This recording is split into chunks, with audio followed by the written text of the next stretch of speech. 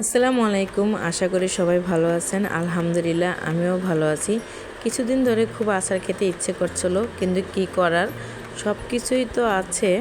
৩-৪ পদের টক জিনিস, কিন্তু কি করব, কোনটা থেকে কোনটা আচার বানাবো, তাই ডিসাইড করলাম যে আমি একসাথে সব মিক্সড আচার বানাবো।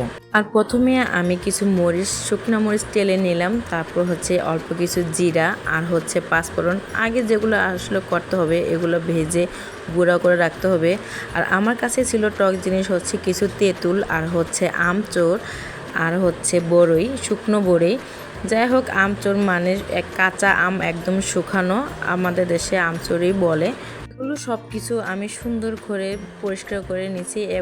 আর এগুলো আমি সব কিছু ভিজে রাখছিলাম, আর ভিজে সুন্দর করে ফুলে আছে। আর পানিগুলো আমি সুন্দর করে সেঁকে নিছি। তারপর আমি কিছু সরিষার তেল ঢেলে নিয়েছি, আর এখানে আমি দিয়েছি একটু রসুন কুচি আর শুকনা মরিচ, যাতে সুন্দরভাবে এগুলো হয়।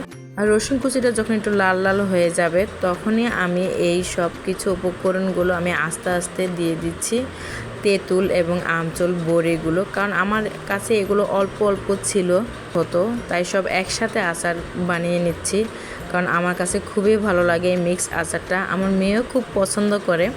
তাই এখানে আমি সব কিছু ঢেলে দিয়ে আমি একটু মরিচ দিলাম আর এবং লবণ, সামান্য কিছু শুকনা গুঁড়া মরিচ দিয়ে দিলাম। কারণ আপনারা যে যতটুকু ঝাল খেতে চান ততটুকুই দেবেন, কারণ আমি ঝাল অত খেতে পারি না, আর আমাদের ঘরে কেউ খেতে পারে না। আপনারা চাইলে আপনার নিজেদের মতো বেশি করে আসলে ঝাল দিতে পারেন। আর যেহেতু আমি শুকনা মরিচ ভেজে রাখছি, এজন্য শুকনা মরিচের গুঁড়াটা খুব কম করে দিছি। আসলে আচার বানাতে অনেক কিছু আহামরি কিছুই লাগে না, সামান্য একটু সরিষার তেল আর হচ্ছে শুকনা মরিচ, পাঁচফোড়ন এগুলোই লাগে, আর ঝাল যে যতটুকু খায়। যাই হোক, সব কিছু আমি এখানে ঢেলে দিয়ে নাড়তে লাগছি। এখানে আমি আস্তে আস্তে জাল করে নিচ্ছি। চুলাটা একদম কম আঁচে দেওয়া লাগবে, না হলে নিচে লেগে যাবে, আর পুড়ে গেলে মনে করেন এগুলো খাওয়া যাবে না, গন্ধ লাগবে। আস্তে আস্তে জাল করে নিয়ে যখন পানিটা একটু শুকিয়ে যাবে, তারপর আপনার পরিমাণ মতো এখানে চিনি ঢেলে দিবেন। আপনারা যদি আরও স্বাদ করতে চান তাহলে আপনারা গুড় দিয়েও করতে পারেন, আখের গুড় বা খেজুর গুড়, তাহলে আরও স্বাদটা বেড়ে যায়। আর পরিমাণ মতো মিষ্টিটা দেবেন, যে যতটুকু খায়। টক খেতে চাইলে টকটা একটু রাখবেন, চিনি কম দিবেন, আর নাহলে চিনির পরিমাণটা একটু বেশি বাড়িয়ে দিতে পারেন। আর আমার এখানে আচারটা কমপ্লিট হয়ে গেছে, আর আমি ওই পাঁচফোড়নগুলো ভেজে রাখছিলাম সেগুলো দিয়ে ঢেলে সুন্দর করে পাঁচফোড়ন দিয়ে আমি নামিয়ে ফেললাম। আর নামানোর আগে একটু ভিনেগার দিয়ে দিবেন, তাহলে আপনি সারা বছর এভাবে রেখে খেতে পারবেন। যাই হোক, আমার ফ্রিজে এই বোতলগুলো অনেক দিন ধরে খালি পড়ে আছে, আর এখন আমি এই আচারগুলো রাখবো। আর আচারগুলো আমার এত স্বাদ হয়েছে যা বলার মতো।